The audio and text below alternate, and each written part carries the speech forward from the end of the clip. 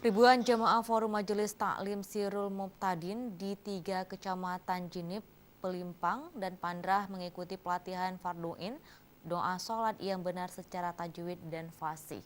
Acara tersebut dilaksanakan di Menasah Gampung Blang, Kecamatan Jinip, Kabupaten Biren yang dihadiri ribuan jemaah.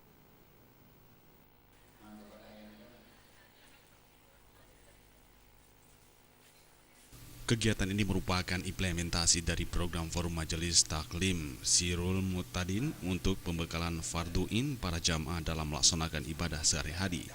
Ketua Forum Majelis Taklim Sirul Muqtadin Aceh Cabang Kabupaten Biren Tengku Sulaiman mengatakan, acara ini merupakan acara penutupan pelatihan Fardhu'in bagi jamaah di Jinip Raya yang dilaksanakan seminggu sekali di kampung-kampung. Berdasarkan data jumlah seluruh jamaah Forum Majelis Taklim Sirul Muqtadin di Kabupaten Biren berjumlah 31.455 jamaah. Untuk jamaah di Kecamatan Pandrah berjumlah 1.912 jamaah, Kecamatan Pelimbang 1.972 jamaah, dan untuk Kecamatan Jinip 6.125 jamaah dengan jumlah total 10.009 jamaah untuk 3 kecamatan tersebut. Jadi kita buat acaranya supaya masyarakat pahami kiban sebenarnya cara baca Al-Quran yang baik, cara membuat sembahyang yang good, sehingga menyumak anak miat kajut, yang insyaallah anak miat akan mudah menerima. Yang pertama le.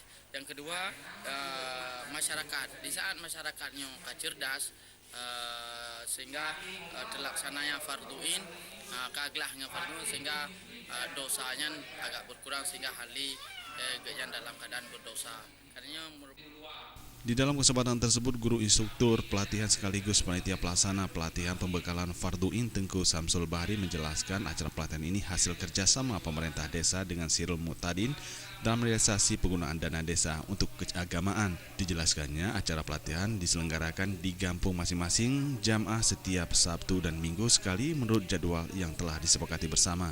Dalam pelatihan sholat ini dihadiri Tengku Haji Muhammad Yusuf Awahab, Ketua Himpunan Ulama Dayah atau Huda. Melalui pelatihan ini diharapkan bisa menjadi bekal untuk melaksanakan sholat yang benar bagi seluruh masyarakat. Tim Liputan Aceh TV.